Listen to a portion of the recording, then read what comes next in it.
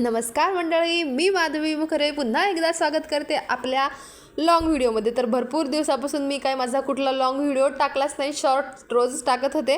चला म्हटलं आज आपलं मुलं शाळेत गेल्यानंतरचं आपलं थोडंसं रुटीन शेअर करूया तुमच्यासोबत. तेच मग त्याच्या संदर्भातला आजचा व्हिडिओ राहणार आहे. आता मुलं शाळेत गेल्यावर सगळ्यात आधीचं काम राहते ते म्हणजे देवाची पूजा.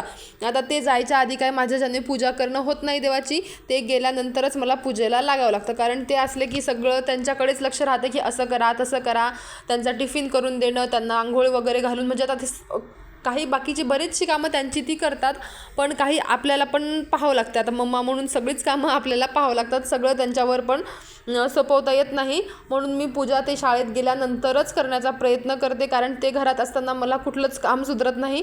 जोपर्यंत ते शाळेत जात नाही तोपर्यंत मला बाकीचे कामं सगळे माझे पेंडिंग ठेवावे लागतात. ते शाळेत जाईपर्यंत फक्त त्यांना काढून देणं एवढंच माझं टास्क राहते. ते गेले की मग बाकी सगळी कामं मी अगदी स्पीडमध्ये करते. नंतर इथे बघू शकता छान अशी माझी देवाची पूजा चालली होती. आता माझ्या पूजेला पण खूप उशीर लागतो, म्हणजे कमीत कमी 1 तास तर लागतो. म्हणून निवांत अशी मला पूजा करायला आवडते, विदाऊट कुठलं डिस्टर्ब. बरं, आता घरात मुलं असले की त्यांचंच चालते असं तसं, म्हणून ते शाळेत गेल्यानंतरच मी पूजा करण्याच्या मागे लागते. आता माझ्या देवघरात देवं पण खूप आहेत, तुम्हाला मी दाखवली होती, त्याच्यामुळे मला थोडासा वेळ पण लागतो. इकडे छान अशी माझी देवाची पूजा वगैरे झाली होती, फुलं वाहून झाले होते, छान देवाला धूप वगैरे दाखवून घेतला होता, आरती पण झाली होती छान अशी. आता पूजा झाली की खूप मन प्रसन्न होते, अगदी छान पॉझिटिव्हिटी वाटायला लागते. आता मला पर्सनली मला पूजा करायला छान आवडते बरं का. नंतर इकडे माझी छान अशी पूजा वगैरे झाली. नंतर अगोदर केला होता तो म्हणजे पोटोबा. आता रात्रीचाच भात होता, तो फोडणी दिला, तो खाल्ला आधी, आणि नंतर लागलो समोरच्या कामाला. आता समोरचं काम म्हणजे कोणतं, आधी कपडे धुवून घेतले, कारण आता पावसामुळे काय कपडे अगदी वाळत नाही, त्याच्यामुळे अगोदर कपडे धुवून घेतले. बाकीचे सगळी कामं खालची जशाला तशीच ठेवली होती, सगळा पसारा पडला होता, झाडायचं राहिलं, सगळं काही राहिलं होतं कामं.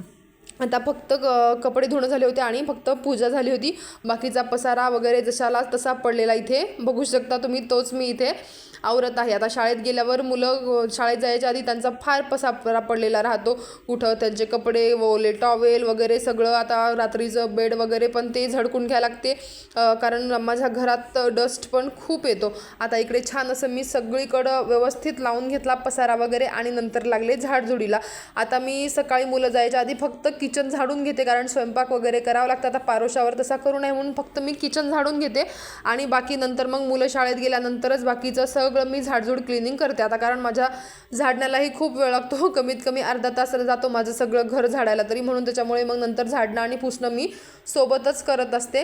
इकडे माझं मग छान झाडून वगैरे झालं, सगळ्या खोल्या वगैरे पुसून पण घेतल्या, आणि नंतर लागले होते स्वयंपाकाला. आता स्वयंपाक काय, बाकी भाजी तर झाली होती, मुलांच्या डब्यासोबतच भाजी, आमच्यासाठी पण तीच भाजी केली होती. नंतर फक्त पोळ्या राहिल्या होत्या, मग इकडे पोळ्या वगैरे आटपून घेतल्या, छान अशा माझ्या पोळ्या पण करणं झाल्या, आणि नंतर लागले मी माझ्या हा पसारा आवरायला किचन ओट्यावरचा. आता कारण सगळा स्वयंपाक वगैरे झाल्यावर खूप गर्दा पडतो, आणि सकाळपासून तसाच पडलेला होता मुलं शाळेत जायच्या आधीपासूनचा सगळा, मग तोच मी आवरून घेतला. भांडे वगैरे काही स्वच्छ करायचे होते, ते भांडे वगैरे क्लीन करून घेतले. पोळीपाट वगैरे धुवायचं होतं, ते पण धुवून घेतलं. आता हे माझं रोजचं रुटीनमधलंच आहे की पोळीपाट पोळ्या झाल्यानंतर स्वच्छ रोज सकाळच्याला धुवायचं. आता संध्याकाळी काय नाही धुत मी, फक्त सकाळी एकदा पोळीपाट धुत असते. असं म्हणतात की संध्याकाळी पोळीपाट धुऊ पण नाही, म्हणून मी काय संध्याकाळी नाही धुत, फक्त सकाळी एकदाचं धुते. मग तेच माझं इकडे चाललं होतं.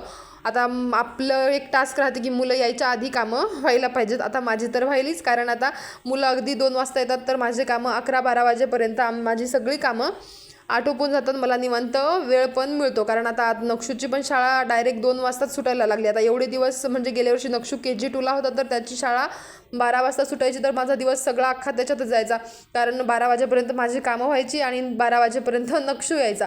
आता नक्षूचं थोडंफार खाणं पिणं झालं की नंतर लगेच मग आयुष 1:40ला यायचा, म्हणजे माझा सगळा दिवसच त्याच्यात जायचा.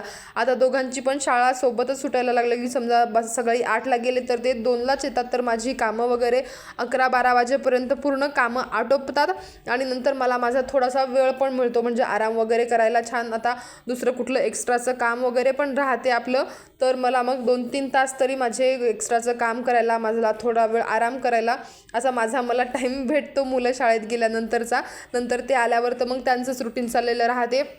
आता आल्यावर त्यांना थोडंफार खायला काही द्या, पुन्हा त्यांचा थोडासा अभ्यास काही राहतो, ते आल्यानंतर काही सुधरत नाही. ते यायच्या आधीच मला माझं सगळं एक्स्ट्राचं काम, बाकीचे सगळे कामं वगैरे मला आवरून घ्यावी लागतात. नंतर राहिले होते भांडे वगैरे घासायचे, मग इथे मी लागले होते भांडे घासायला. आता मी व्हिडिओच्या याच्यामध्ये आज तरी मला थोडाफार उशीर झाला, पण लवकर माझी कामं अगदी 11 वाजेपर्यंत चालू होतात. समजा किती सकाळी 5:30 ते 11पर्यंत माझं नॉनस्टॉप चाललं, तर माझी कामं म्हणजे सकाळी 5:30 ते 11पर्यंत नॉनस्टॉप चालतात, म्हणजे चालतातच कामं. इकडे माझी सगळी कामं आवरली होती. इथे बघू शकता भांडी वगैरे पण क्लीन झाली होती. मग थोडंसं बाथरूमचं इथं कारण आता साबणाच्या पाण्यानं वगैरे थोडंसं चिकट झालं, तर ते स्वच्छ करून घेतलं आणि अगदी छान माझी नेटकं सगळं किचन वगैरे आवरून ठेवलं होतं. सगळं बेडरूम वगैरे पण क्लीन करून ठेवली होती. इथे बघू शकता आता बेडशीट राहिलं होतं आथरायचं बेडरूममध्ये, ते आता अंथरणार मी. आणि नंतर इथे बघू शकता हॉलमध्ये पण सगळा पसारा व्यवस्थित जागच्या जागी लावून ठेवला होता. आता हे मुलं येईपर्यंत असा पसारा आवरलेला राहतो, ते आल्यावर तर सगळा अस्तव्यस्त होणारच. चला तर मग आजच्यासाठी